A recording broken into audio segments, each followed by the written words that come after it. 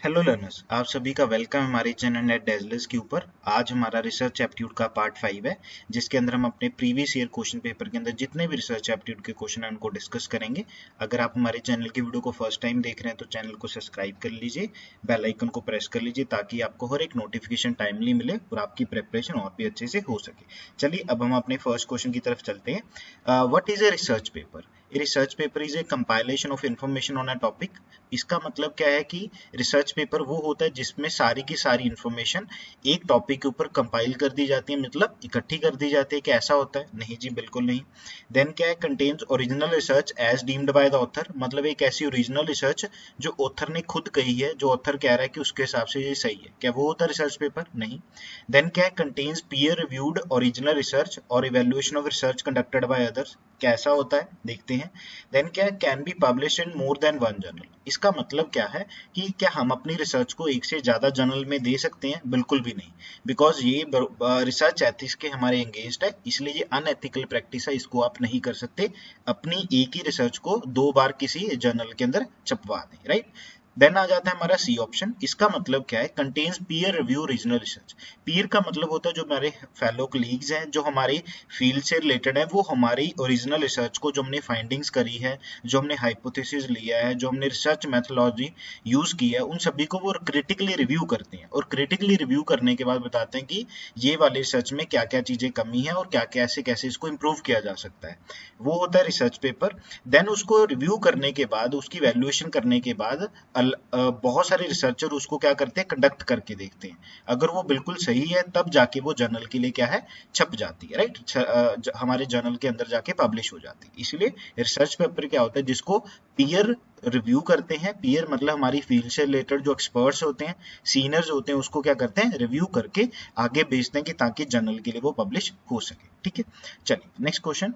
Second, which of the following belongs to the category of good research ethics? देखिए, research ethics बहुत एक अच्छा topic और सबसे इंपॉर्टेंट टॉपिक में से माना जाता है रिसर्च एप्टीट्यूड में से। इसको ध्यान से पढ़िएगा।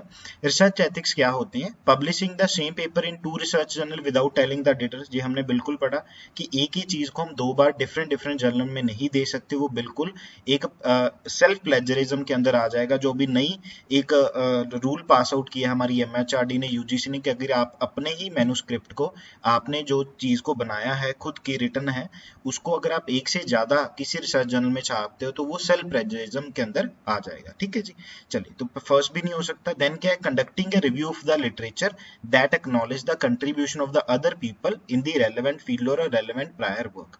इसका मतलब क्या है कि आप रिव्यू ऑफ लिटरेचर करते हो। फॉर रिव्यू ऑफ लिटरेचर मतलब जो हमारी ऑलरेडी नॉलेज है, इकट्ठी हुई है, उसको आप रिव्यू करके अपने लिए काम लेके आते हो। देन क्या है? उसको एक्नॉलेज करते हो, उसका रेफरेंस देते हो, उसकी साइटेशन देते हो अपने रिसर्च पेपर में कि आपने ये वाला आर्टिकल इस रिसर्च पेपर से यूज किया, ये वाली रिसर्च फाइंडिंग इस पेपर से यूज की। उनका प्रॉपर आप बैकग्राउंड बना के उनको बिब्लियोग्राफी के अंदर, उनको रेफरेंस के अंदर उनका नेम आप देते हो।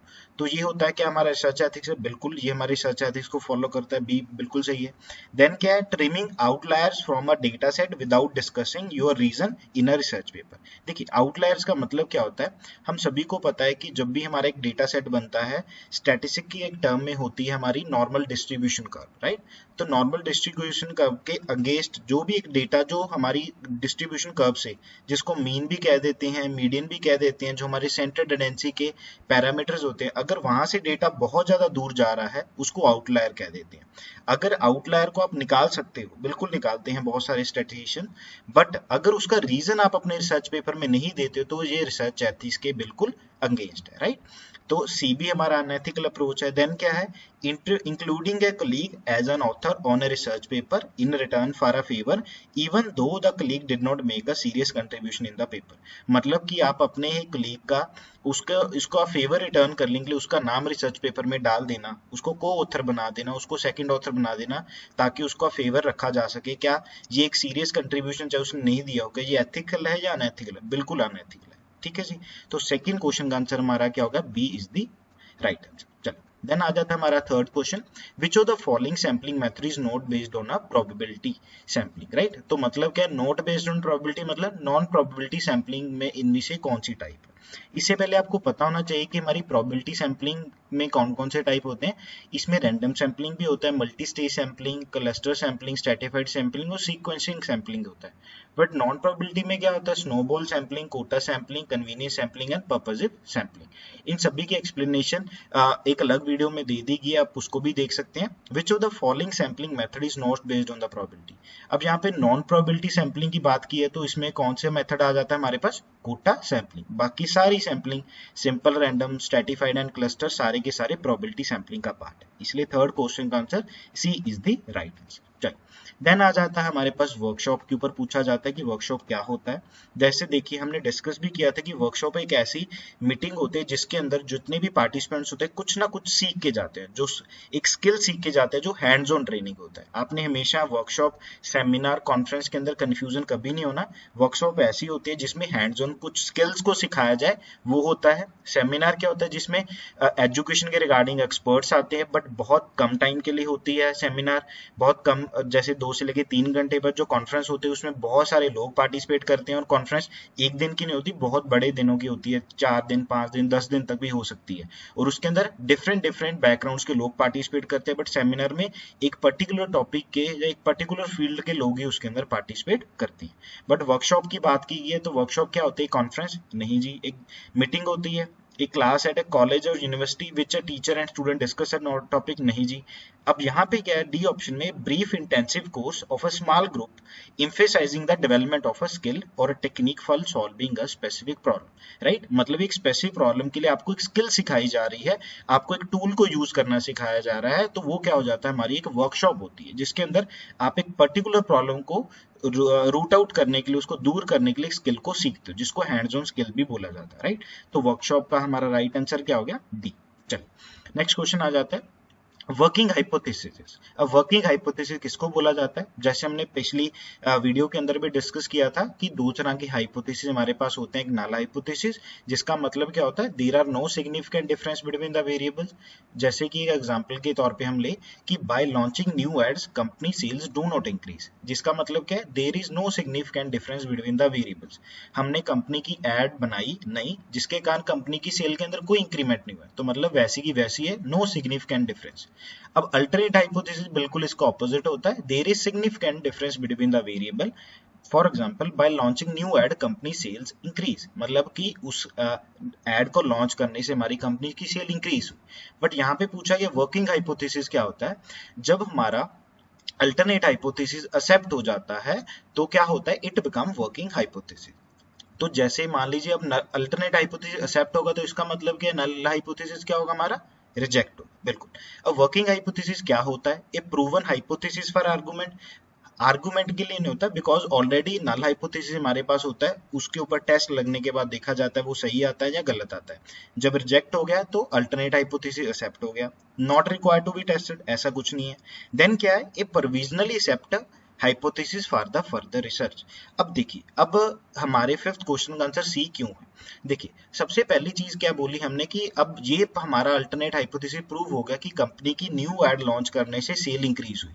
अब प्रोविजनली एक्सेप्ट हो गया, फॉर फर्दर रिसर्च क्यों, अब कंपनी से पता चल गया कि अगर हम नई ऐड बनाएंगे तो कंपनी की सेल इंक्रीज होगी। अब हमें ये फाइंड करना है, अब हमने फर्दर रिसर्च क्या करनी है कि ऐड कैसी अच्छी बनाए और हमारी सेल कितनी इंक्रीज होगी, ये हमारे फर्दर रिसर्च का पार्ट होगा वर्किंग हाइपोथेसिस के अंदर। दैट्स व्हाई फिफ्थ का C is the right answer, right.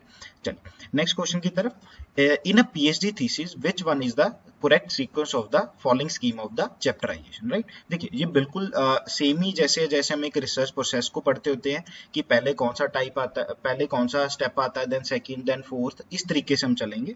देखिए सबसे पहले हमें पता है कि अगर आपने देखना भी होगा तो सबसे पहले हम क्या करते हैं, इंट्रोडक्शन ऑफ द टॉपिक। तो ऑब्वियसली बात है कि फर्स्ट और फोर्थ तो सीधा देख के ही रिजेक्ट हो जाता है, हमारे पास इंट्रोडक्शन आएगा। देन क्या है यहाँ पे, डिजाइन ऑफ द स्टडी। देखिए डिजाइन हम पहले नहीं करते, डिजाइन से पहले आप सभी को पता है कि हम लिटरेचर रिव्यू करते हैं, जिसको हम बोलते हैं सर्वे ऑफ रिलेटेड स्टडी। जिस फील्ड के रिगार्डिंग हम अपनी रिसर्च को कंडक्ट कर रहे हैं, जिस फील्ड के रिगार्डिंग हम अपनी स्टडी को परफॉर्म कर रहे हैं, उसके रिगार्डिंग हम सर्वे करेंगे, जिसको हम रिव्यू ऑफ लिटरेचर भी कहते हैं। वैसे ऑप्शन हमारा देखने से थर्ड बिल्कुल सही है, बट हम इसको और अच्छे तरीके से समझते हैं। देन क्या आ गया, design of the study.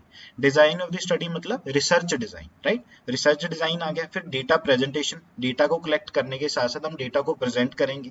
Analysis मतलब बार चार्ट के अंदर, पाई चार्ट के अंदर पूरे हिस्टोग्राम बनाएंगे, ये सारा का सारा एनालिसिस एंड इंटरप्रिटेशन के अंदर आएगा। जब हमारी इंटरप्रिटेशन कंप्लीट हो जाएगी, जहां से हमारे को रिजल्ट्स आए तो उसको क्या करेंगे, हम जनरलाइज करेंगे, सैंपल से टेस्ट करके हम उसको पॉपुलेशन पे जनरलाइज करेंगे और उसको कंक्लूजन देंगे। और कंक्लूजन के बाद क्या होता है, suggestion for further research. Suggestion का मतलब जो मैंने रिसर्च परफॉर्म करी उसमें कुछ लिमिटेशन भी हो सकती है, जो भी रिसर्चर उस हमारे रिसर्च स्टडी को पढ़ेगा उसको भी कुछ ना कुछ सजेशन है कि आप इस स्टडी ये पूरी की पूरी सही भी नहीं है और आप इसको और अच्छे तरीके से भी परफॉर्म कर सकते हो, ये हमारी सजेशन है आपके लिए।